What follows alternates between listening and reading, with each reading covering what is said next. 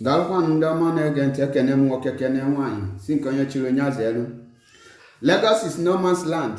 Lagos is no man's land. Lagos is no man's land.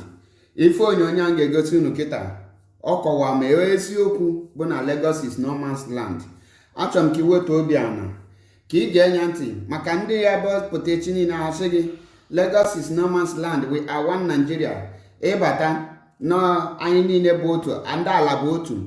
Ife onyonyo unu ga-awọchị kịta ga-akọwalụ gị ife niile ma ala bụ otu ma ọ bụ na ala abụla otu. Ma ị nọ na Nigeria ma ị bụ one Nigeria ka ọ na ịbụla one Nigeria. O nwere ife n'inu ndị Igbo na-atụsị akụlụ ụnọ amala onye kparịa. Ịrapụ obodo gị gaa developụ bụ onye ọzọ. Mgbe ọ ga-ebido ife ihe dị iche onye bịara abịa na onye nwe ala.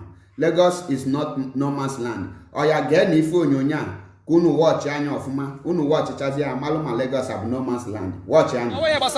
Lee ndị ofe mmanụ mere ụmụ Igbo.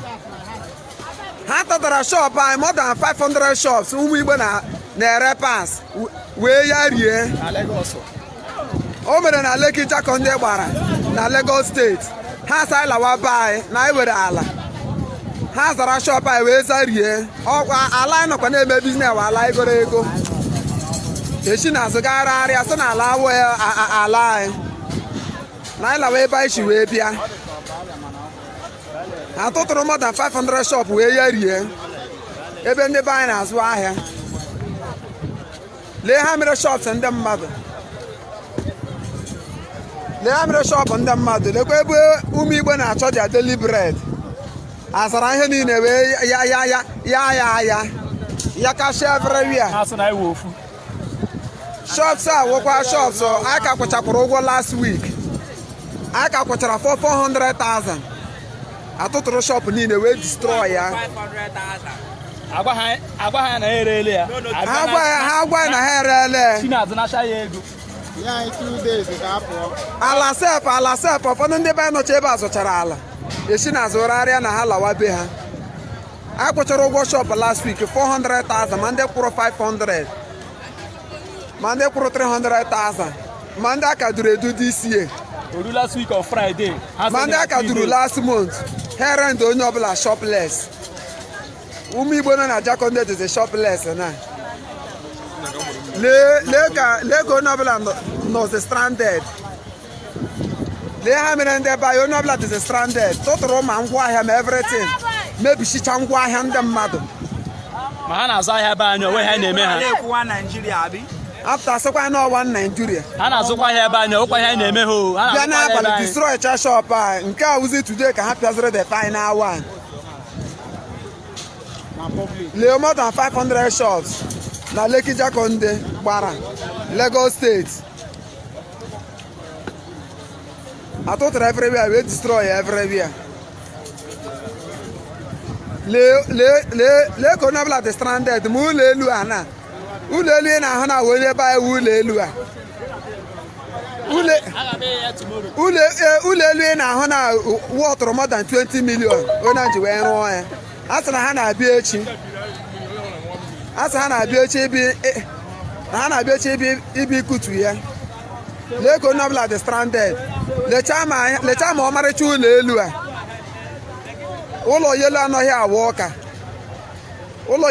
awụ ọka. Sometimes a na-agada eme fellowship. A na-abịa echi abịa kuricha dị mmene nwa. Ma ụlọ elu ya na-ahụ. Lee ya. Ihe ha mere anyị. Lee ka onye ọbụla si wee kposara. Ndị hụrụ be ndị chara na-awụ ndị na-atụtụcha ngwa ahịa ha. Ngwa ahịa ha mebiri ka pepe na-atụtụ na. Ma ndị na-akpakwa ayọn na-akparakwa ayọn ha. Jehova akaghị ike. Chukwu okike abịa ama. Ọhịa ka ada dị lechara anya maazị. Na-asa ịbatawa. One Nigeria now have happened to us. A na-ekwu okwu one Nigeria ime mmadụ. Ugbu a ka mụ confirm na one Nigeria emego m. O ruru m n'ọkpụkpọ. Akụrụchara ma ngwa ahịa m.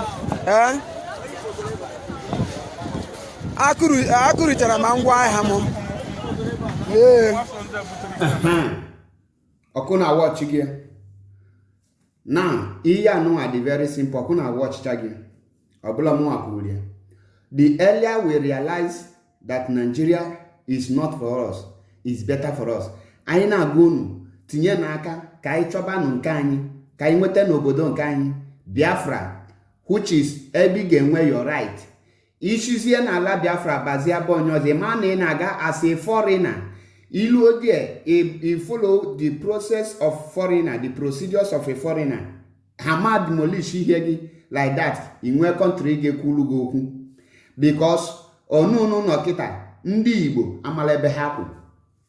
Unu afụ gị, ala bụ otu ka ọ bụla otu, ala bụla otu. Lagos is no man's land. Lagos is no man's land. Bụ asụsụ and the language eji wee deceive ndị Igbo ka ha bịa develop Lagos. Kịta a na-agwazi gị na Lagos na-emepụta ndị Igbo, ọ bụla ọzọ na ndị Igbo develop Lagos. Ka ihe onye ga-eblame? Blame yourself because ọgụ arapụ be nna gị, i develop ho be nna gị, ị gawa bụ onye ọzọ ga develop ya, be nna gị abụrụ ọhịa, azụazie efi n'ime ọhịa nna gị, unu na-eti mkpu, na-egbuchichi unu. Unu afụgo ya na unu afụgo, who is to be blamed? Blame yourself. Tazie onwe gị ụta na nke ikpeazụ a, ata na onye ọbụla ụta. Unu afụrụ ya?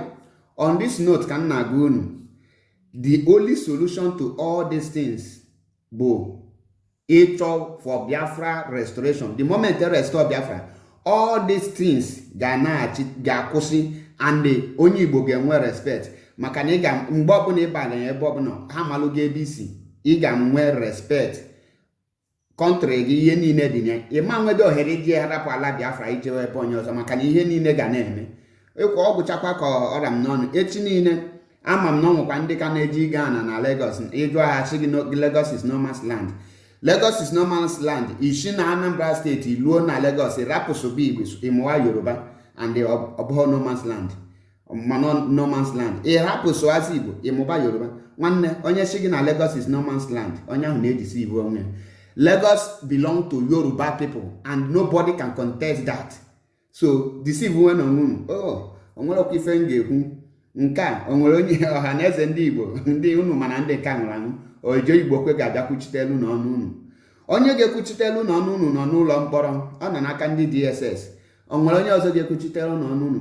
Peter Obi abịa melu unu campaign, unu akwelu yoyo kijiji sobia. So unu ka nrapụ okwu na okwu abụlọ nri, mana eluigwe zie m ozinzie ndị dị ndụ. Aka mgbụkọ nwanne unu nwoke MAP eziokwu bụ ndụ, one in Biafra land. Remain blessed, enjoy your life. Ndị ka ya egokwa ana na Kaduna jisie n'ike, aka ya emekwa unu ife a ka nra mgbapụ ọsọ na time adịla.